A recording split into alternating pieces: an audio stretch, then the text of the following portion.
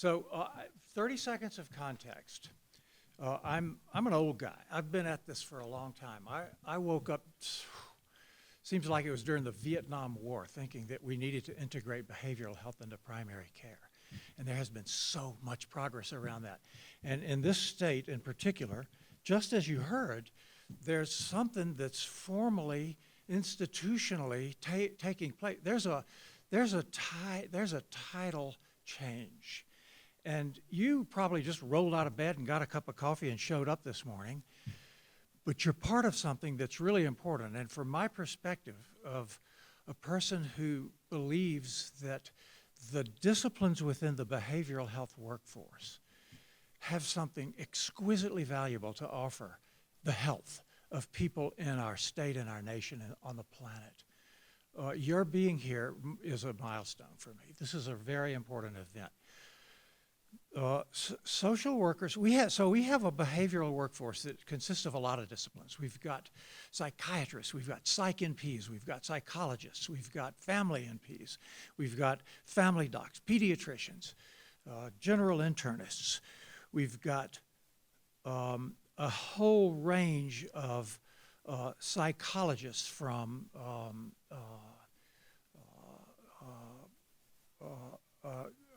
probably 30 or 40 different varieties and stripes of psychology. And whenever we get into the issue of trying to understand how to actually render appropriate behavioral health care in the context of primary care, when patients have pressing social, psychosocial needs, the role of social workers is absolutely indispensable. So I'm standing here feeling like, oh my God, I died and woke up in heaven. This is an absolutely wonderful thing because you have not only a place in the portfolio of behavioral clinicians, but a uniquely valuable and uniquely important place, particularly for those patients who have pressing social as well as psychological needs, and as primary care moves into a fuller appreciation of the social determinants of health, actually where the variance lives. That's where the action is. Health is won and lost in communities. You guys get that stuff better than anybody else on the team. So I welcome you with open arms, and I'm really glad you're here. Thank you for showing up and paying attention and at least provisionally committing to the cause, because the chances are good that you're in for a really interesting ride. And I'll show you what I mean. This is not I'm an academic guy. I hang out in universities and things like that. I'm not going to give you an academic talk. I'm going to just spend a few minutes talking about some of the reasons to do this and what some of the ground rules are. And I don't have footnotes, I don't have references, I don't have data. That other people can give you that stuff. I know how to do that, but that's not what I want to do today. So I'm going to talk to you in a completely different way and leave it to others to fill in the blanks there. So what I'm going to let me back up. And you see that little small print subtitle, Integrated Behavioral Health. What it is, I've just got a slide on that, and then we'll move on. I'm not going to give you definitions, and I'm not going to introduce you to the lexicon and all of that. Why we do it, that's where I really want to live mostly with you. And I'm going to give you just a few hints and principles about how to get started with this. I think the real meat of this is likely to come from my dear friend and colleague who just walked in, Parinda Khatri, who actually lives this every day and has for you a range of practical solutions to the problems you meet when you're trying to integrate care. So I'm just hitting the high points, and I'm going to try to keep my feet off the ground, but keep my head out of the clouds. We'll see how this goes. So what we're talking about here in integrated behavioral health, we're talking about a primary care platform. The basic place where this happens is a primary care setting. Now, when you guys and people like you start showing up in primary care, strange and interesting and uncomfortable and valuable things happen to the primary care setting, some of which I'll talk about. But the basic platform for rendering care for service is still primary care. And understanding how primary care works is an indispensable prerequisite for your being able to function well and effectively as a partner in this enterprise. So there are a few things that are worth saying at this point about how primary care works. Primary care, see that first bullet there, fast, noisy, desultory? I love that word, desultory. I try to use that word. I learned that word in 1967 from a Simon and Garfunkel song. Remember them? Okay, so, and what that means is there are a lot of things going on that are only loosely connected or don't seem connected, that you move from one thing to another. Primary care, when it's working right and you're busy, is a system of rendering care that has a lot of noise and disturbance and interruptions and changes of direction going on real time all the time. It can be a confusing place, and you have to accept that, because trying to system that out of it is doomed to failure. That's just the nature of the beast. There's always something coming out of left field that you cannot be prepared for. So you are always solving problems that you are not equipped to solve. Get used to it, brothers and sisters. It's just what you do there. There's a very important transposition of the matrix. There's a frame shift that you have to accept when you work in a primary care setting. Most of the people there have multiple problems. They have a lot of problems. You cannot win health, particularly in a primary care setting, one disease at a time. As a system, we pay very close attention to what diseases appear and occur in this setting. But for the individuals that we're rendering care for, all of them have a bunch of problems. And if we try to do what they need for their diabetes, and do what they need for their depression, and do what they need for their transportation problems, and do what they need, you cannot win health like that. It gets confusing and overwhelming. The guidelines and the recommendations interfere with each other. And instead of trying to solve problem after problem, you focus on the person. And you put together the fundamental act in primary care is creating a coherent, integrated, whole person care plan that includes most or all of a person's health concerns, their history and experience with the healthcare system, the experience that they've had with certain kinds of treatments and psychotherapies and certain kinds of support, what their family context is. All of that stuff rolls into a personal care plan that's individual for each person. So you think person, it trumps the system. Underneath that white splash screen, it also says nothing's off limits. That's an important thing to know. Now, I don't mean nothing's off limits, but what I mean by that is when you're working in a primary care setting, people bring stuff in that feels like it's outside your sphere of responsibility. It isn't. We don't have the luxury in a primary care setting of saying, well, that's your heart, and I only deal with stomachs. That's not my concern. Go see somebody else. You never have the luxury. It's not really a luxury of saying to someone, you have to go see someone else. This isn't my problem. I'll stick with you no matter what's going on. I'll stick with you. I might not be able to do the surgery, but I'll be with you through this. Now, the second thing that I want to say about what it is has to do with team. I'm going to talk a little bit more about team in a minute, but I want to kind of inoculate you to the notion that primary care is a team sport. And it wasn't that way when I started out. I had to unlearn a lot of things in order to become an effective primary care clinician and an effective leader in primary care to sort of understand how team-based care works. We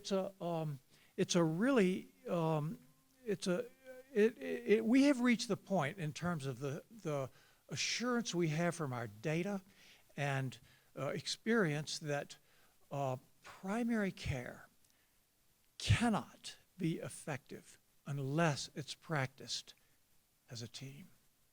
We know that by now. And so it is a team sport, and the members of that team will change according to who the population you're trying to serve, what kinds of resources you've got around, all kinds of things. But at the heart of almost every primary care team is some kind of primary care clinician, some kind of behavioral clinician, and some kind of care coordinator or manager or integrator. And we often, we like to have other people around who are almost always useful, like pharmacists, and we've got dentists moving more and more into fully functional roles in the primary care setting, and others. There's a whole bunch of people, but at its heart, there are an irreducible number of people who need to know how to function as a team. Whenever you've got team-based care, you have unique requirements about communication. There are special and important ways that you have to communicate. I'm going to just touch on it, but pay attention to this, because this is not, I'm not just talking about how you talk to patients. I'm talking about how the team communicates to produce, to actually that creative act of a personal care plan, which is different for every patient. You have to do that as a process of communication. Okay, now why do it?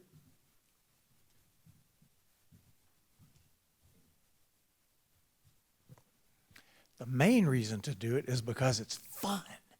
It's fun. You know, there have been years in my life, stretches particularly early on as a clinician, where practicing primary care is pretty grim. I mean, people are dying out there. It's hard work, and it's overwhelming. And next thing you know, something else is getting thrown over the transom. Take care of that in primary care.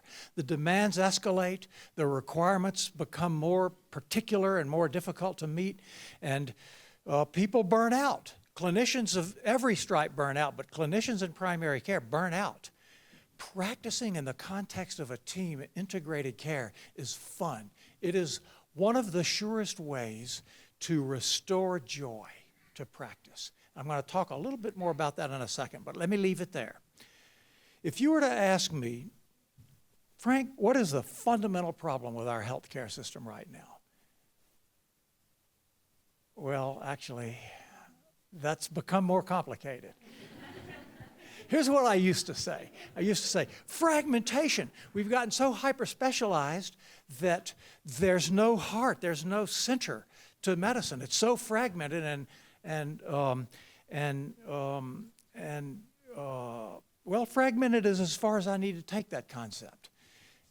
You don't know where to go when you've got a problem. And practicing whole person care in a primary care context with a team fixes the problem of fragmentation. So I would suggest to you that practicing integrated care is one of the ways to address one of the most fundamental and important problems in our healthcare system and with our health today. It also happens to be less expensive, even though you got more people working on it. It turns out that it costs less to do it that way, because we don't waste so much money doing things that we don't need to do and repeating things that we didn't have to repeat and trying things that we didn't have to try. But I think I want to actually talk a little bit more about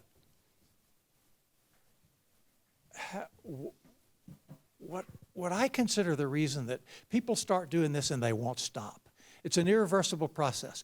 Once people walk through the door of integrated behavioral health, our experience is, even when there's no sufficient remuneration, even when the finances haven't caught up with the clinical gesture of integration, people won't stop doing it, because it's so much more of a rewarding way to practice. Here's how that works. Well, actually, let me run a parallel here. We have addressed the problem of clinician burnout quite extensively in the field of medicine. Physicians burn out a lot. As a family doc, I'm concerned about that. I'm worried that it hurts me that 50% of the primary care clinicians in the world feel like they're burning out and they don't want to come to work in the morning and they don't want to keep doing this. And we have actually done studies looking at what it takes, what it is that causes people to burn out, and what it takes to reduce that burnout. And if you look at this list, what you'll see is the things there's no magic about that. Time pressure, increasing demands, work that is outside the scope of your deepest expertise, both that doesn't require professional training and that is administrative in nature, and a work environment that moves beyond being desultory into the area of chaotic. The fix for that stuff is, look at that. See the second bullet there? Team-based care, improved communication, improved workflow. The very things that I'm going to talk to you about and you're going to learn about the rest of the day, the very things that are required in order to succeed with integrated care are the things that prevent burnout. So this is a way to restore joy to practice. But I want to give you a warning. You can't let this break your heart. Doing integrated care helps a lot of things, but not everything. It won't curb global warming. It won't bring world peace. You know how, so think about obesity. Think about, I lost 85 pounds at one point in my life. So I'm this fat kid, I'm this fat guy who ascribes much of my unhappiness to being overweight. I lose weight thinking that it's going to solve all my problems. I'm going to find true love. I'm going to be beautiful and everybody's going to notice that. And I look in the mirror and go, well, shit. I might have lost weight, but I don't look that good. And people still recognize the ways that I'm difficult to deal with or not that enjoyable. It doesn't solve everything. It's good, but it doesn't solve everything. So contain your enthusiasm about what this is a solution to. It does help people become healthier, and it does cause healthcare to be less expensive, and it does cause your experience of rendering healthcare to be more rewarding. You will enjoy it more, and it will be better healthcare, but it takes work, and it takes continuous work.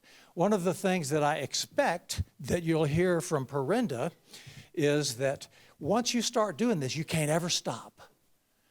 This is a process that you begin, and it never ends. What you have to learn is how to embark on a process of team-based care that is a continuous process. So it's not something that you do. It's not an event. It's a process that you begin and get better and better and better at, but you still continue to work. That's just a fact of the matter. Now, I'm going to have to be careful here that I don't, in my enthusiasm, run over time. So I want to talk a little bit here about how to get started, and I'm going to just touch on some high points. And these 4 bullets are the high points I'm going to touch on. The next slide I show you is going to be verbatim quotes from people who have done this in the field. What they say, people who have done this and have sustained their change. People who drank the Kool-Aid and developed integrated care and are still doing it years later. What they have to say to you, clinician to clinician, about what you have to do in order to make this work. I'm going to talk just a minute. I'm going to just mention what team-based care means and looks like. I'm going to talk about the special needs of communication, and then I'm going to just say a word about leadership, adaptive leadership. 5 lessons from the field. Busy slide, a lot of text. This is verbatim. This is from a study where we took 11 practices in the state of Colorado. and we selected them on the basis of their difference, diversity. We found as different places as we could. Solo Practice in Basalt, Denver Health, large integrated system, Kaiser, practices that are associated with hospital and health systems, practices that are suburban. As different as we could find, we asked them to solve the most pressing or difficult problem that they had in their clinic that could be solved by integrating behavioral health. So they solved a whole different range of problems, and they were themselves a whole different kind of practices, a whole different set of practices. And they did this project for years. We gave them coaches, and we gave them a little bit of support actually to hire people to create integrated practices, and we studied the hell out of them. We sent people into the practices to observe them. We asked them a lot of questions. We did questionnaires. We did interviews. Mostly we observed them. After 6 years, this is what they said it takes to succeed. Number one is, you've got to change the whole way you think about doing health care. This is a fundamental change in our understanding of what we're doing. Quit calling it mental health and physical health. It's just health. Stop thinking that way. Everybody on the team is concerned with people's health. It's a fundamental change, and you have to organize your care around what people actually need and not what you know how to do. Number two is, you got to just back up and start over. Initialize, reboot. These are their terms. This is verbatim. Define the way people are going to fit together and what the protocols look like in your workflow as a new thing for your clinic, expecting that it isn't going to work. You know, things look good on paper. And then you try to do it in the real world, and you end up having to change a lot of stuff. That's what happens here. Third thing is, build your teams. And the words in there are inclusive and empowered. Those are key words, because inclusive means you've got to have people on the team who have deep expertise at the problems that your patients have. So you have to learn what those problems are, and you build your team according to the needs of your patients. Empowered means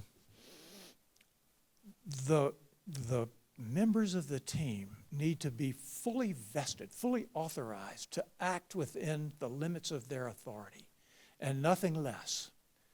They're empowered to actually help people become healthier. And that is a fairly radical change in the way primary care used to work. It says develop a change management strategy. Listen to this, of continuous evaluation and course correction. Learn to fail, iterate, celebrate your successes.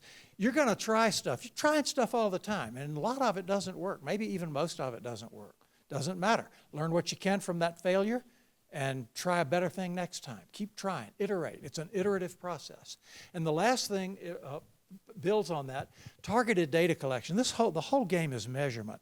Measure what you're trying to accomplish scrupulously and honestly and objectively and relentlessly and repeatedly, and change to it. Adjust what you're doing so that you more and more closely learn to approximate that you approach the goals that you're trying for. Here's team-based care. I like this. I stole this epigraph off of. There's a friend of mine. His name is Jürgen Unitzer. He's a psychiatrist. He's the chair of psychiatry at the University of Washington, and his emails have that on it. All of us are better than any of us. I love that. I think that's so right. Flatten the hierarchy. There's a sort of a hierarchy in the clinic, and it tends to be that the physicians think they're at the top of the hierarchy. They're the big boss, and you're supposed to do what they say, and that is a terrible way to practice as a team. And the physicians often have the most trouble learning to behave well in the context of a team. The least of the people in your clinic are often the ones who have the best solutions to the problems, and they're not accustomed to speaking up. The people who make appointments, the people who clean up after hours, know things that you don't know, and they have solutions to problems. And if you think they're going to solve a problem with your solution, you better check that out, because they might have a better way of doing it, and they may know that that isn't going to work. So Flatten the hierarchy so that people contribute as co-equals to a team. I've got trust, conflict, commitment, accountability, shared goals. I want to just point out one word there, conflict. Think about this. If you have a team that consists of professionals and others who have a range of expertise, they're going to have different opinions. They're going to have different ideas. You have a different idea of what health is than I do. You have different ideas about how to help people than I do. That difference, when we discuss it, creates a conflict that we should welcome. Welcome that conflict, surface it, so that you get the best ideas on the table and that you can discuss that and make number one true. All of us are better than any of us. You find the best solutions by surfacing conflict. That thing about cockpit culture, boy, I like to talk about that, but I'm nervous about my time, so I'm not going to. Cockpit culture is a very cool thing. Let me see if I can resist talking about it. I can't. So, what cockpit? Malcolm Gladwell wrote this beautiful essay in a book called Outliers, I think. One of Malcolm Gladwell's books. He wrote an essay. He wrote a chapter called "An Ethnic Theory of Plane Crashes," which basically talked about the fact that Korean Airlines was crashing airliners into the mountains at such a rate that we actually prevented them from landing their airplanes in our country because they were dangerous. And so they got serious about it. They tried to figure out what the world's going on here. And what they figured out was in the cockpit, the traditional Korean culture of a very structured and somewhat rigid hierarchy and deferential language to the hierarchy was causing the navigator to not give the pilot direct information that they're flying into a mountain. The weather report from the navigation system is giving us good information, sir.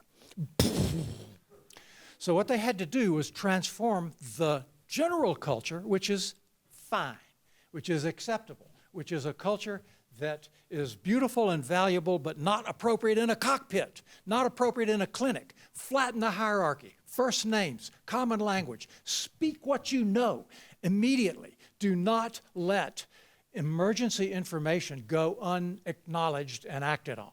So that's a change in the way the culture works. The rest of this stuff here, you see co-location, flow stations, you got to bump into each other. You want a clinic where you're in each other's way, where you're talking to each other all the time. The best primary care clinics, people are yapping each other, grabbing by the lapel, talking in the ear, interrupting, coming out of the room, come in here. A lot of interruptions and a lot of bumpability, as we call it. There are huddles and there are team meetings that are important parts of communications. I think about a huddle as, that's what happens between plays. What are we going to do for this patient? You look at the list in the morning. That's when we most commonly do our huddles. What are we going to do for these people? Everybody's there together and we put plans together for everybody. Team meetings are often where you deal with very difficult problems or clinical problems. Oh my goodness, we are seeing addicted newborns. We've got to deal with this in a different way as a clinic. That's a different kind of problem that we need to discuss together. And communication needs to go by seeing each other face to face, by telephone, by EHR, by any way you can get hold of each other. It counts. This is the last thing I'm going to say, and then I'm going to step away from here so I don't completely ruin your schedule. You'll be glad I came, but you'll be pissed. So I don't want that to happen. So I want to talk about primary care. I've told you that it's chaotic, that things move fast, a lot of patients there at the same time, dealing with a lot of problems at the same time, getting interrupted. That's all true. But there's a sense to make out of this that's very important. And as you learn details, as you master competencies, it's useful to put those into the context of a sense that primary care has, a wisdom. There's an integrity to the way it operates, and it operates with high fidelity according to the principles of complex adaptive systems. And here's how that works, and here's how leaders in a complex adaptive system know to function. there's a pole star. What do I do? Why am I alive? What is my purpose? I'm just here to help people get healthier. That's what I do for a living. That's why I go to work. That's what our clinics are for.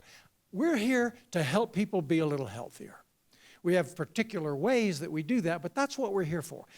That's our pole star. You have your own. You define your own. Find it for your clinic, and it'll look something like that. I'm just here to help people be healthier. Everything I do is measured against that. And all kinds of stuff comes in, impinges on my clinic to knock me off course. I don't get paid for doing things that would just help my patients be healthier. I don't have a social worker that I need in order to help my patients be healthier. Whatever it is, there are a lot of things. We've got new problems that we don't have staff to deal with. So the conditions under which you are trying to reach the goal of helping everyone that comes into your sphere be as healthy as possible, that knock you off that course, the conditions continuously change, and you have to be aware of that. You have to measure that and respond to it. So what a clinic does is continuously adapt.